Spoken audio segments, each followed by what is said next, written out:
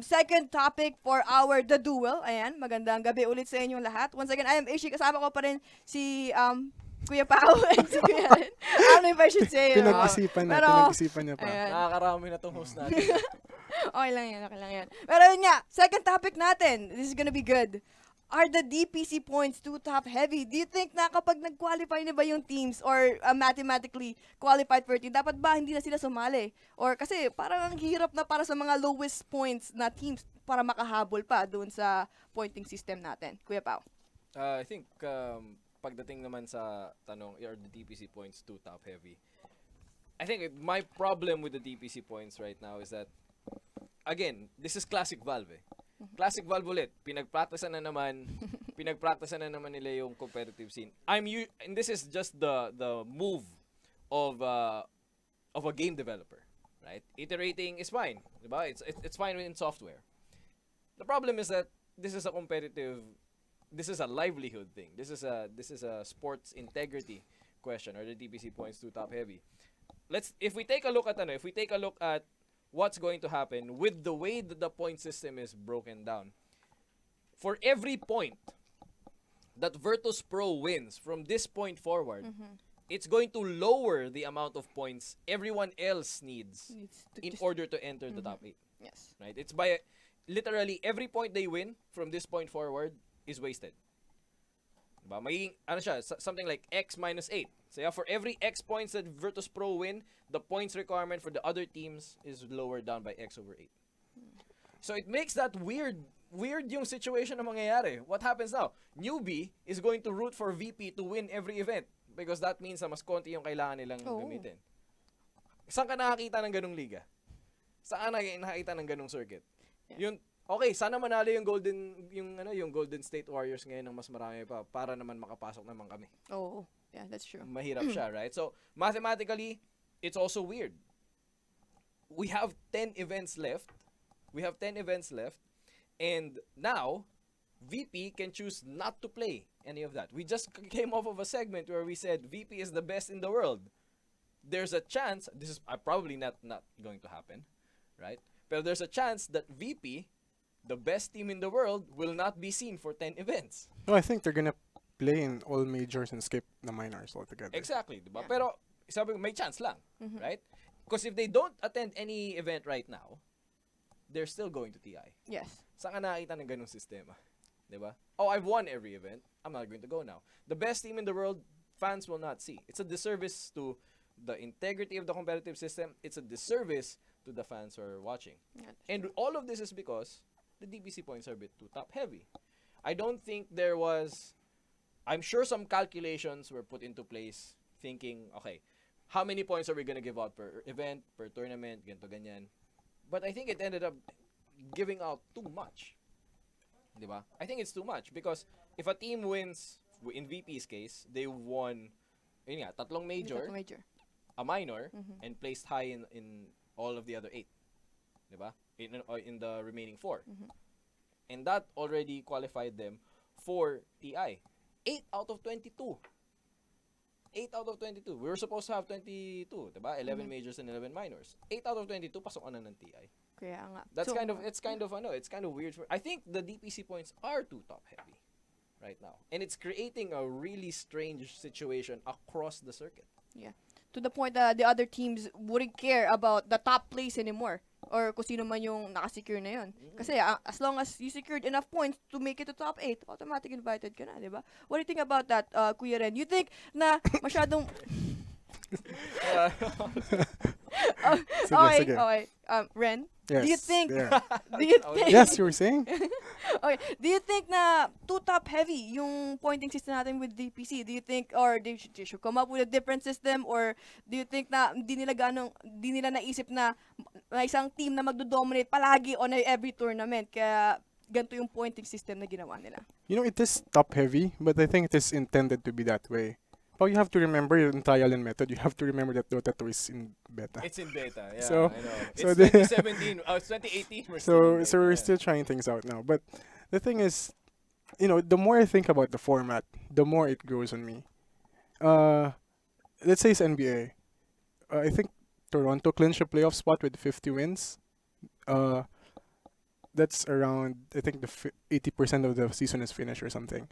Right now, we're at 47% of the points given, and VP has secured the slot already. That's why it's a topic na sobrang taas ng points ng VP ngayon individually na, let's say, theoretically, if any player from VP outside Roger decided to form a team, kunyari pwede pa with the invites, let's say, solo form a team with me, Pao, Ish, and Kuya Nick. We're gonna be top 4 in DPC with That's just how the, bad it is. with just the points of solo. But the thing is, I think with it being top heavy, it really encourages the players and the teams to perform. Because you can see here na yung rankings natin that the most of the players have almost 2,400 points. Solo is a bit lower kasi absent siya ng isang minor noong December. But then, if you see the thing, with 2,200 ni Solo, that's enough to overtake Newbie already. But then, you see the top 8 teams. Here, the only team na nanalo ng major or minor na wala sa top 8 is OG. And I think it reflects naman.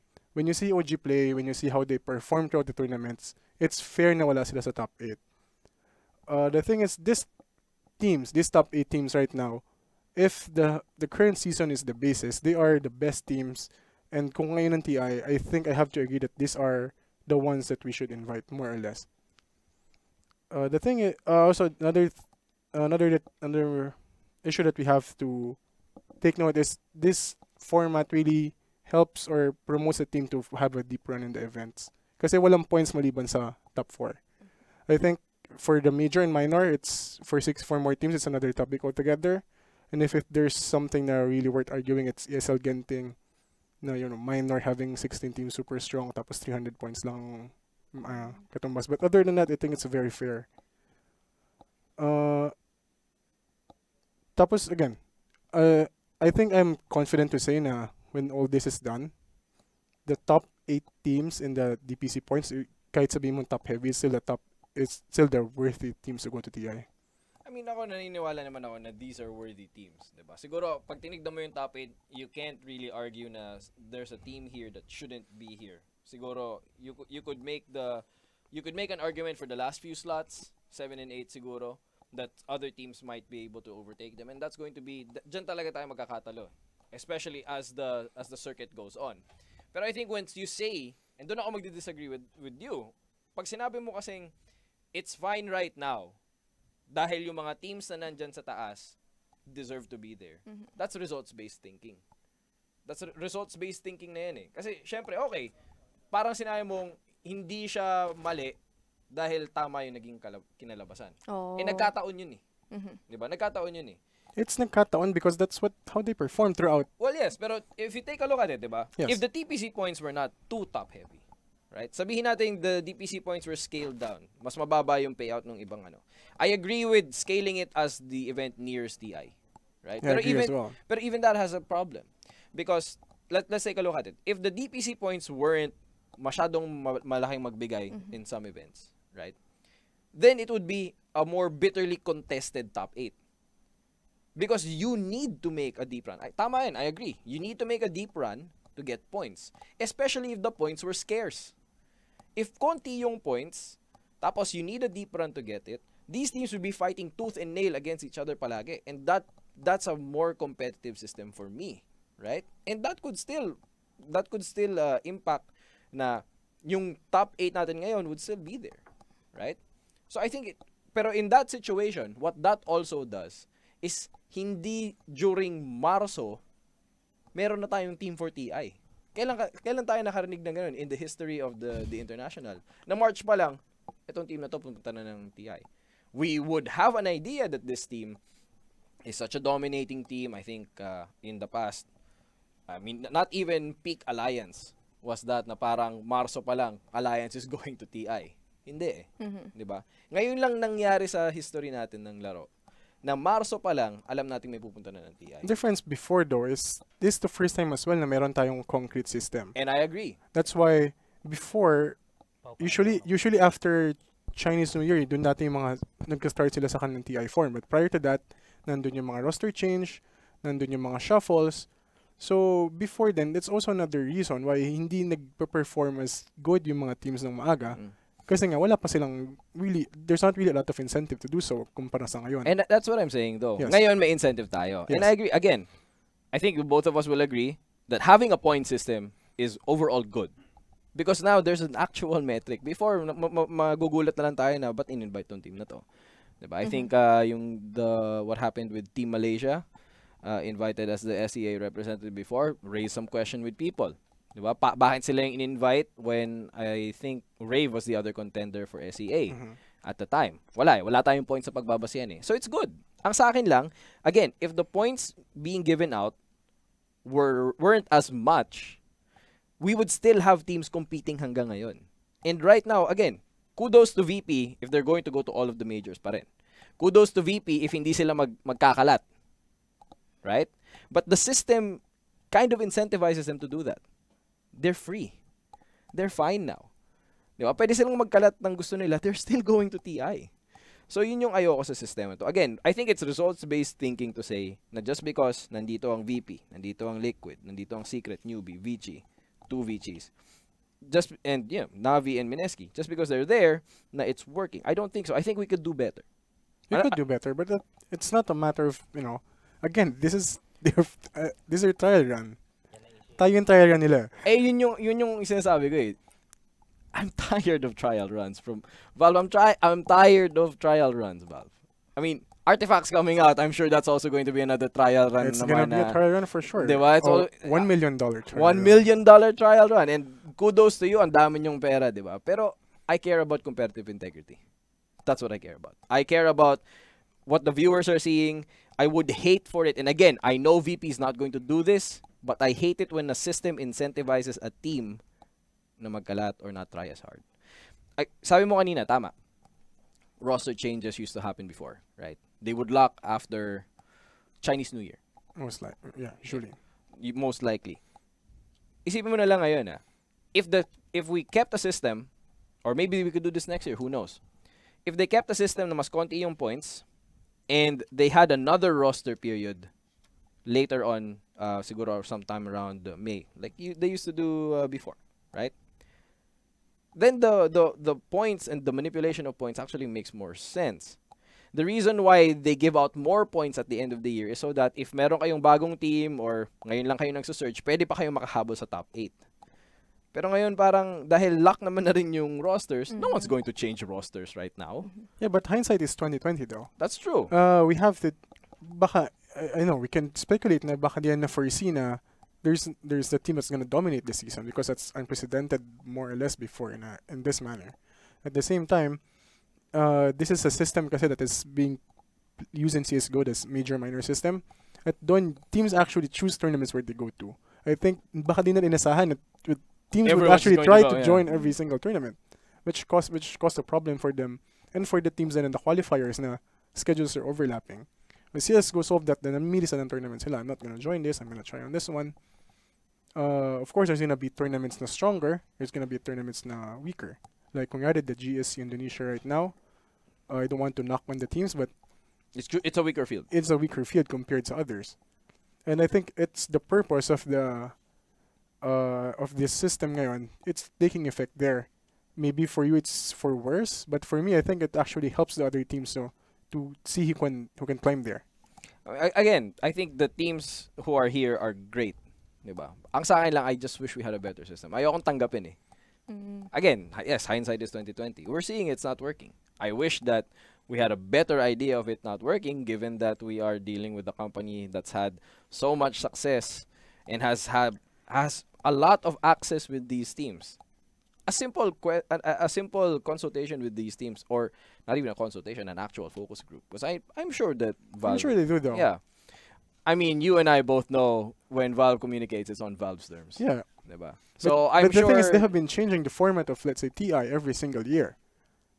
Yeah, but it's always in retrospect. Yun lang yung sinasabi ko. Ako para sa akin, yes, if the question is, pwede ba natin tanggapin ngayon? It's fine, yes. Next year, magiging better siya. I have no doubt. Oh, for sure. Diba? Pero right now, totoo eh. The DPC points are too top heavy right now. Yeah. So definitely, kung meron man kailangan i-change next year, lower the points. And other things. Maybe not obviously. lower, maybe scale it. Kasi Scale it, the yes. minors is Yeah. very bad right now. 300 points. Newbie was, KP was really pissed about winning ESL Genting. It was a super tough field, 16 teams for that amount For of that points na points, nakuha yeah. nila. Diba? They took Liquid to a best of 5 set. And then yun na pala nila, 300 points. Good luck. Diba? They didn't even move. So what are you suggesting? That kailangan na lang na, yun nga, babaan na lang yung points? Or, but then again, if you think about it, hindi ba mapapagod masyado yung teams kung masyadong mababa yung points? They have to join every single tournament. Kasi kailangan nilang maghabol dun sa pointing system natin. I mean, if it were me, again, this is for next year, obviously. We can no longer solve this now. Diba? Or at least this is what we have right now. Teams are just taking advantage of the system right now. And that's fine. That's fine. That's what you do in a competition. You play by the rules. You take advantage of the rules, and then you make it work for you. Yeah. That's fine right now. If I were to change it, I would lower or scale the points. Tulad na sabi ni Ren, I completely agree with that. I would lower the points a little bit more, scale it down, scale it appropriately, make sure that the majors feel actually like majors, minors feel like minors. Right? I would do it that way. I would add other roster situations. For example, I don't think locking your rosters in January for a tournament in August is so good, right? I would incentivize teams to be able to pick which events. Kasi tama ka, yes, burnout. Pero that's something that the teams can manage, can mitigate. Again, CSGO is able to do it. And CSGO, I think, has a little bit of an edge when it comes to tournament formats compared to us. Of course, that's also medyo ano yun eh. That's also that's also an effect of just how their game is compared to ours. Pero that's where I would start. Okay. So, yun na. Narinig na natin yung parang opinion nila about sa ating DPC or para sa ating pointing system. So, medyo mahirap nga naman. Like what you guys say na kung yung Virtus Pro securing a spot already na hindi na natin sila makikita, magpapahinga na yun. Kasi, Do you think they're not going to... Do you think they're going to try still? Or? Well, for the next 2 minors, they're not for- participating in it. And for the next major, they're already invited. Mm. So after that, yung tatlo na yun, meron pang 4 na majors. And there's not a lot of details pa regarding that. Pero it doesn't bother you na baka they don't try? No, not really. I mean, they kind of deserve it. Alright, It's not but like have a anyway. guy na may history ng throwing. Sabagay. It's not like they have a guy It's has not a like they have history a of guy. throwing. Tama. Anyways, so there you guys have it para sa ating second topic. We will have more, ayan, after ng short break natin. So once again, I am Ish, you guys are watching The Duel. We will be right back after a short break.